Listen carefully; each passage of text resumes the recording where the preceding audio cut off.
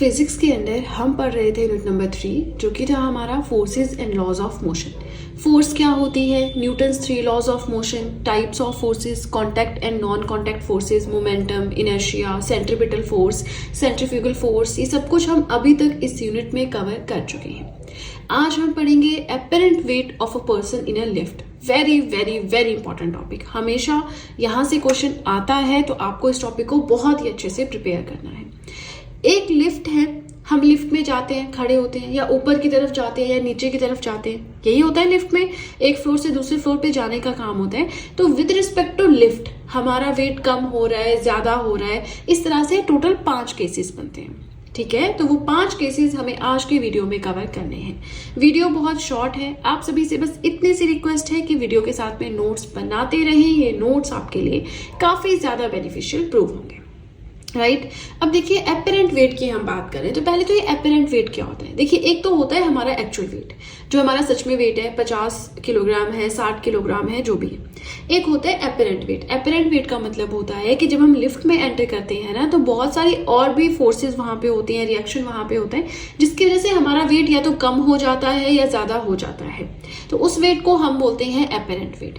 अब हम हर एक केस में पढ़ेंगे कि लिफ्ट के अंदर जाने पे जो भी हमारा केस है, जो भी सिचुएशन है, उसके हिसाब से हमारा एपरेंट वेट हमारे एक्चुअल वेट के इक्वल है या ज्यादा है या कम है या 0 है, वो सब कुछ पढ़ना है। ठीक है, चलिए बहुत ही सिंपल टॉपिक है लेकिन थोड़ा सा ट्रिकी भी है, एक बार समझने की जरूरत है, फिर एक बार समझ आ गया। लास्ट में मैंने एक छोटा सा टेबल बनाया है, अगर नहीं भी समझ आया तो उसको रट लो। ठीक है, चलिए पहले अंडरस्टैंडिंग करते हैं कंसेप्ट की। So apparent weight of a person in a lift. If a person of mass m is in a lift, then the actual weight of the person is considered as mg. अगर जैसे मैंने आपको कहा 50 kilogram, 60 kilogram, जो भी एक person का wait है, लेकिन हम किलोग्राम्स में नहीं कंसीडर करेंगे, हम यहाँ पे कंसीडर करेंगे m। अगर किसी पर्सन का मास m है और वो लिफ्ट में जा रहा है तो उसका एक्चुअल वेट हो जाता है mg। क्यों होता है mg? What is g? g is the acceleration due to gravity. ठीक है, तो हमारा वेट, अब लिफ्ट ऊपर जाएगी नीचे जाएगी, लेकिन एक ग्रेविटी की वजह से ग्रेविटेशनल पुल तो है ना उस पे, तो एक्सीलरेशन ड्यू टू ग्रेविटी को हम मल्टीप्लाई करते हैं with the mass of the person और ये हमारा बन जाता है actual weight of the person. याद रखना है mg।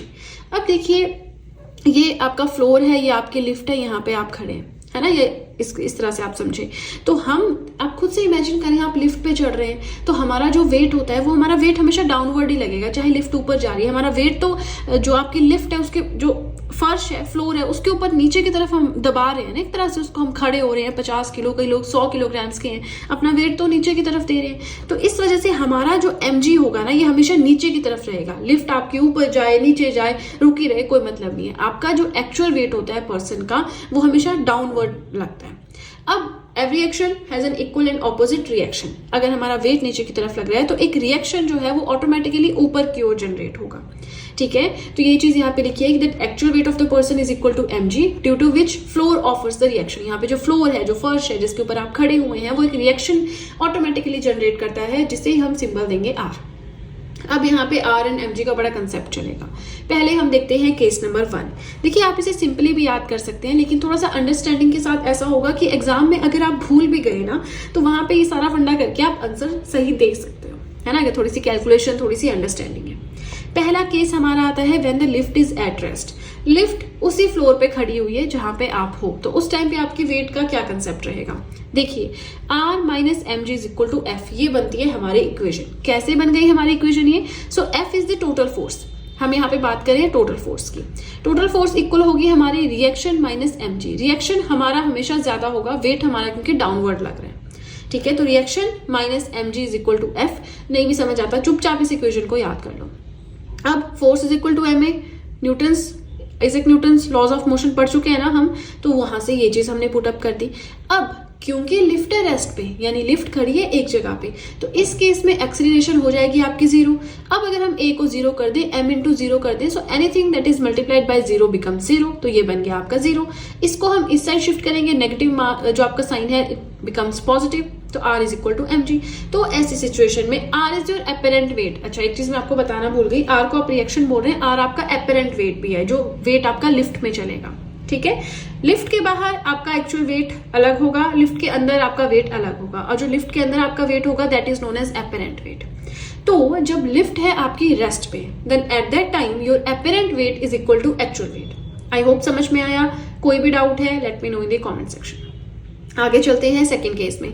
तो सेकंड केस आपका बिल्कुल सेम है फर्स्ट केस की तरह, है ना, मतलब ये सारी इक्वेशंस वगैरह सेम है, बट केस तो डेफिनेटली अलग है। इसमें क्या होता है सेकंड केस में, when the lift is moving uniformly in upward और डाउनवर्ड डायरेक्शन।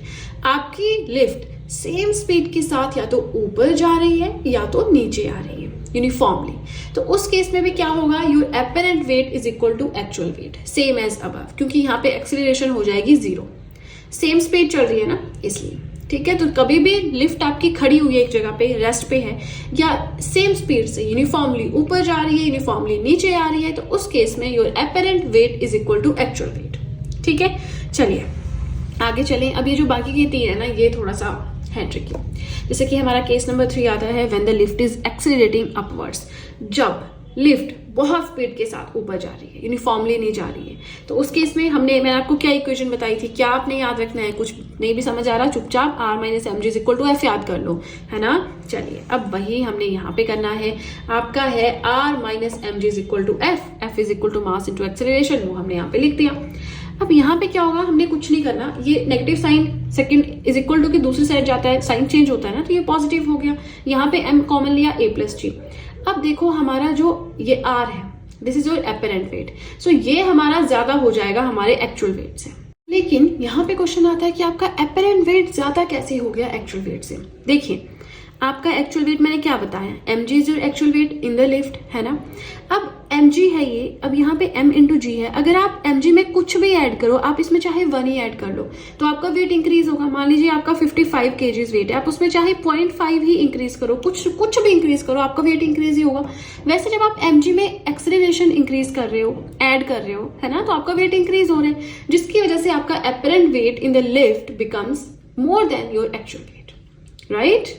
अब आपकी लिफ्ट जा रही है ऊपर, सिंपल दिमाग लगा, लिफ्ट जा रही है ऊपर मतलब शरीर भारी सा लगता है, तो हमारा जो अपेरेंट वेट है, मतलब weight in the lift is greater than our actual weight, इतना समझ लो। ठीक है, कोई भी डाउट आपको रह रहा है let me know in the comment section. मतलब मैं कोशिश कर रही हूँ कि इजीएस्ट पॉसिबल वे में आपको समझा सकूं, फिर भी कोई डाउट रह रहा है मुझे बताएं। इसी के साथ लास्ट में ना मैं एक टेबल सा बनाऊंगी, उसमें इजीली आपको सब कुछ समझ में आ जाएगा। ठीक है, लेकिन पहले केसेस की इन डिटेल आपको पता होनी, एक्सप्लेनेशन, एक अंडरस्टैंडिंग होनी जरूरी है। ठीक है, अब देखिए इसी के साथ एक इंपॉर्टेंट चीज है, आप सब चाहिए तो जीएस हैंडरिटन नोट्स परचेज कर सकते हैं, जिसमें history, polity, geography, economics, current affairs, art and culture, biology, ये सारी पीडीएफ्स आपको मिल जाएंगी। परचेज लिंक मैंने डिस्क्रिप्शन बॉक्स में दे रखा है। इसी के साथ चाहें तो आप सब मुझे इंस्टाग्राम पे फॉलो कर सकते हैं, टेलीग्राम अकाउंट पे ज्वाइन कर सकते हैं, इन चीजों का लिंक भी मैंने डिस्क्रिप्शन बॉक्स में दे रखा है। ठीक है, चलिए तो अब सीधे चलते हैं अपने सेकेंड पेज की ओर। नाउ फोर्थ केस आता है, when the lift is accelerating downwards. अभी लिफ्ट जा रही थी ऊपर, तो हमारा अपेरेंट वेट हो गया था ज्यादा। अभी इमेजिन करो लिफ्ट आपके नीचे जा रही है, हमारा वेट हमें लगता है हल्का सा हो रहा है, हल्का सा हो रहा है ना, लाइट वेट लगता है, तो मतलब अपेरेंट वेट हमारा कम है देन एक्चुअल वेट। चलिए ये तो हमने थोड़ा सा ऐसे दिमाग लगा लिया। फिलहाल इक्वेशन देखें, so mg minus R is equal to ma। अब आप सोचेंगे आर तो हमेशा आगे रह रहा था, यहाँ पे उल्टा क्यों हो रहा है, क्योंकि देखिए आपका जो mg है ना, ये तो हमेशा नीचे को लगता है, रिएक्शन ऊपर को है, लेकिन यहाँ पे जो आपकी लिफ्ट है वो भी तो नीचे जा रही है, आपका भार नीचे को लग रहा है, डाउनवर्ड आपकी लिफ्ट जा रही है, तो इस केस में आपका mg जो है it becomes greater than R. ठीक है ना। अपवर्ड मोशन में क्या होता है कि अपवर्ड मोशन में आपकी लिफ्ट भी ऊपर जा रही है और आपका रिएक्शन भी ऊपर को लग रहा है, इसलिए R becomes greater then mg, और जो चीज बड़ी होगी उसको हम लिखेंगे यहाँ पे। जैसे मान लीजिए आपकी लिफ्ट भी ऊपर जा रही है, ये आपकी लिफ्ट ऊपर जा रही है, रिएक्शन ऊपर लग रहा है, तो इस केस में आपका R बन जाता है ग्रेटर। जो चीज ज्यादा होती है उसको हम आगे लिखते हैं, है ना। अब 10 में से ही आप 2 घटा सकते हो, 2 में से माइनस करो जरा 10, इज इट पॉसिबल। अब -8 वाला कंसेप्ट मत दे देना, बट ये पॉसिबल नहीं है ना, तो वही चीज यहाँ पे। सो यहाँ पे mg बिकम्स लार्जर, जिसकी वजह से mg minus R is equal to ma। mg minus यहाँ से यहाँ पे ले आए, साइन चेंज हुआ, पॉजिटिव से नेगेटिव हुआ, नेगेटिव से पॉजिटिव हुआ, एंड फिर हमने उल्टी कर दी पूरी equation. Here m is equal to, यहाँ पे r is equal to mg minus a। I hope आपको समझ में आया। यहाँ पे हमने क्या किया, इस चीज को यहाँ पे लिखा है, इस चीज को यहाँ पे लिखा है, और कुछ नहीं किया। देन नेक्स्ट इक्वेशन में m हमने कॉमन लिया है एंड दैट्स इट। इसे आप फर्स्ट इक्वेशन मान लो, क्योंकि इसे हम नेक्स्ट यूज करेंगे। ठीक है, अब इसमें क्या हो रहा है, हमारा अपेरेंट वेट यहाँ पे देखो कम हो रहा है ना, ये है हमारा एक्चुअल वेट, इसमें से हम कुछ माइनस कर रहे हैं, मतलब आपका वेट है 50 kg, आप इसमें से कुछ भी माइनस करो, आप चाहे 1 kg माइनस कर लो, 2 kg माइनस कर लो, कम ही होगा।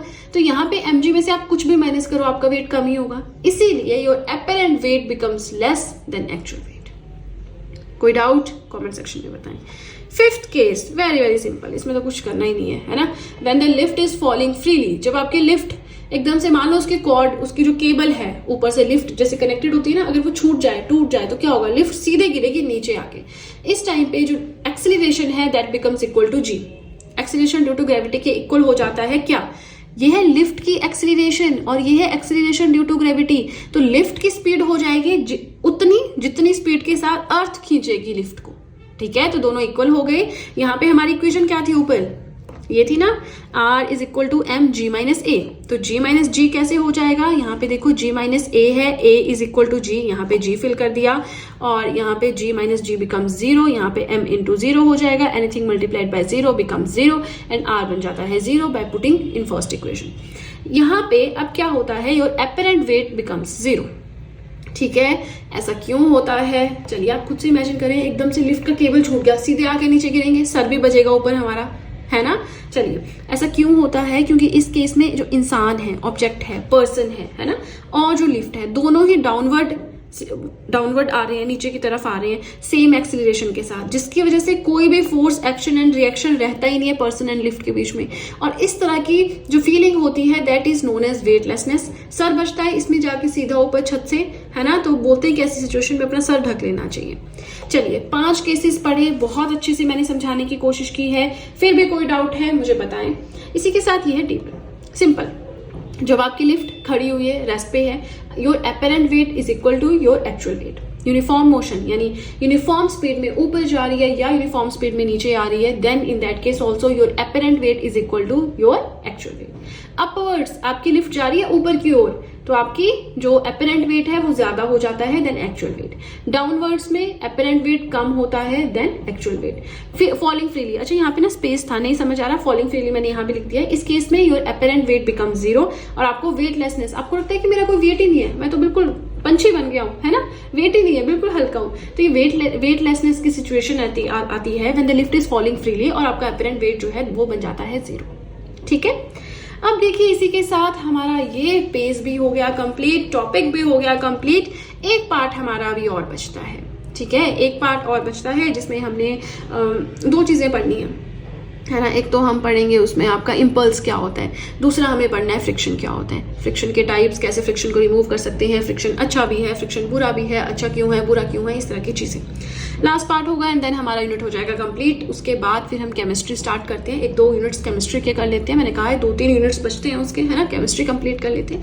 थोड़ा सा फिजिक्स शुरू किया कि आपको अगर बोरियत लग गई हो केमिस्ट्री में होने का, थोड़ा सा इस साइड आपका झुकाव हो जाए, ठीक है।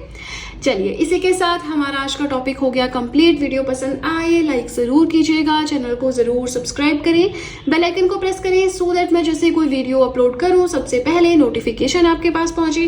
प्लस जो भी आपके फ्रेंड्स हैं जो भी गवर्नमेंट एग्जाम्स के लिए प्रिपेयर कर रहे हैं उनके साथ भी मेरे चैनल का लिंक जरूर शेयर करें so that in hand written notes का उन्हें भी कुछ फायदा हो सके।